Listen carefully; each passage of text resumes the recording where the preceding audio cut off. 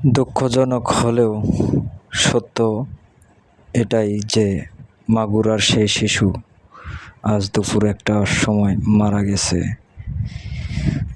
তো সবাই দেখতাছেন শুধু মারা গেছে, সবাই কাঁদতাছেন, তাকে নিয়ে এত কষ্ট দুঃখ প্রকাশ করতেছেন, ঠিক আছে, কিন্তু তার মৃত্যুর জন্য যারা দায়ী তাদের শাস্তি এভাবে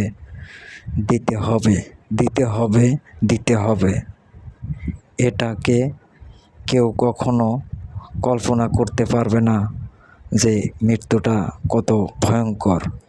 সবার সামনে প্রকাশ্যে এভাবেই তার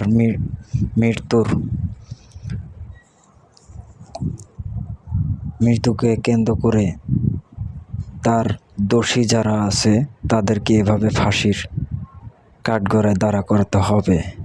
এমনকি দিনের বেলায় প্রকাশ্যে হাজারো মানুষ, লক্ষ মানুষ এটা দেখবে, এটা দেখতে চায়, এটা বাংলাদেশ দেখতে চায়।